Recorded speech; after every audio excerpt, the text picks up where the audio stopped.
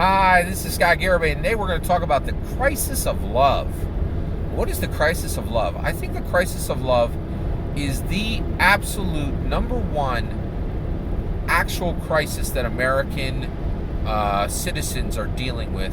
And I want to talk about what the government could do to fix this. Okay, so the reason why I'm talking about this today is a Netflix movie. I'm not going to say a fantastic Netflix movie.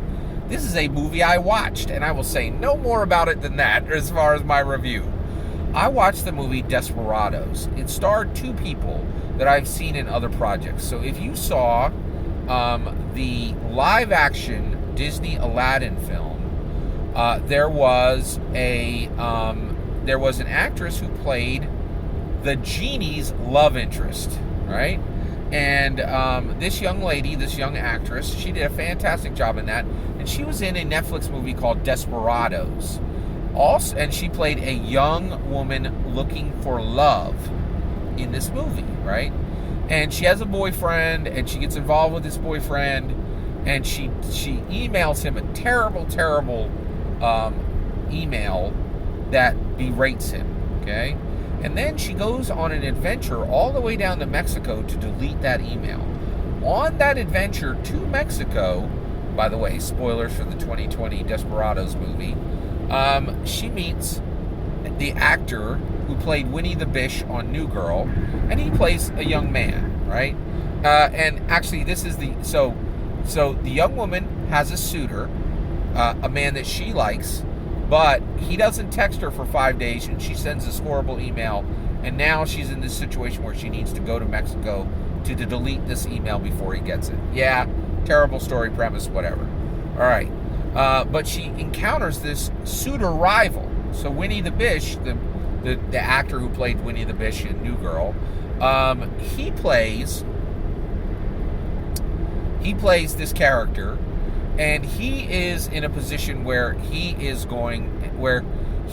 reluctantly falls in love with the young lady.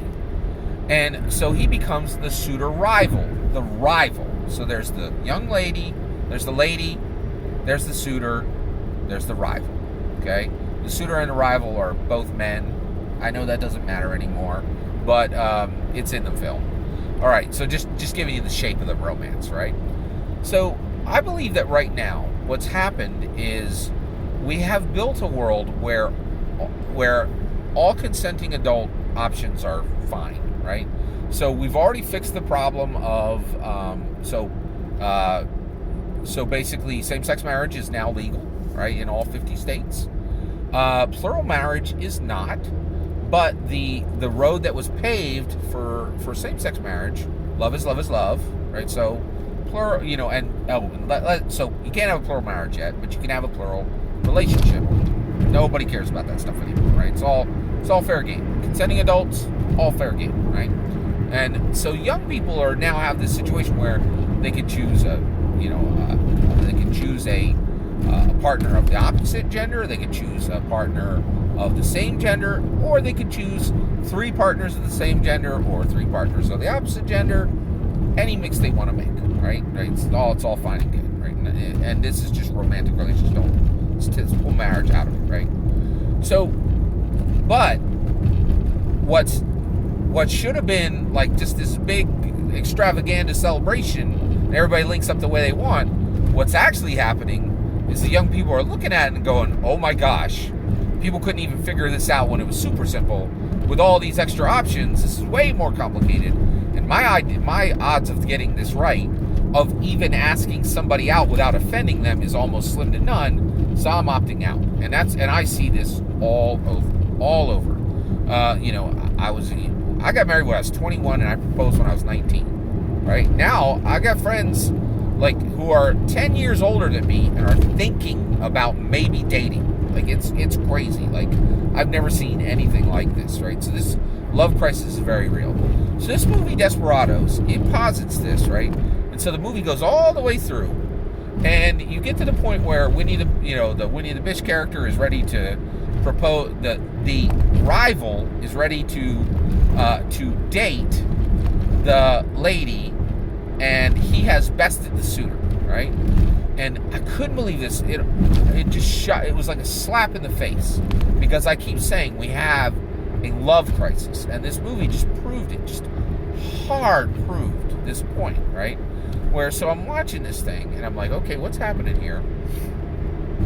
And at the end of the movie, the rival character is like 35 years old, and the lady is 35 years old. And he says to her, after they've been drugged through and he realizes he's in love with her, they've known each other for about a month, right?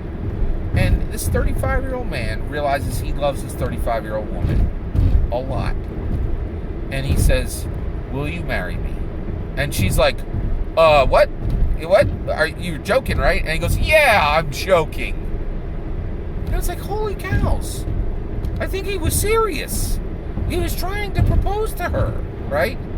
And we've reached a point in society where if a man, if this young person loved this other person, and they've known each other for a month, and that one person just takes the chance of asking the other person, let's choose each other forever.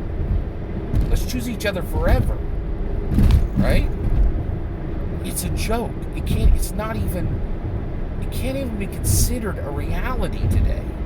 That's how far we are from love being simple enough, or even structured in a way that young people feel safe to progress, right? And I know there are people who needed the changes we had, and I understand that has really brought a lot of joy to people. But I really think the government needs to set into place real doctors, real scientists to study this real crisis. Because I was just hit with a deep, deep sadness when I watched this movie, that the idea of a young man proposing to marry a young woman after a single month is an unthinkable, laughable idea to our society now. It's not laughable to me. I was 19 years old and I proposed to my 21-year-old wife after 5 months. All right? We've been married for 28 years. It's not laughable. It's still a possibility. But we have put into place a situation that has brought many people hope, but has confused and given hopelessness to other people. And I don't want to take anything away from anyone who's won new rights. And I don't want to forget the people who now look at this incredibly complex landscape and are so disenfranchised and so discouraged that they don't even think that love is possible. That's where we're arriving.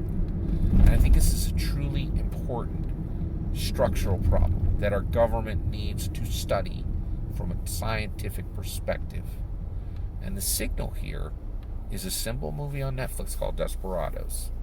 It made me deeply, deeply sad. Do you think I'm right? Do you think this love crisis is real? Do you think there's a path forward for young people where they could be encouraged and they could be hopeful? And do you think the government can help us get there?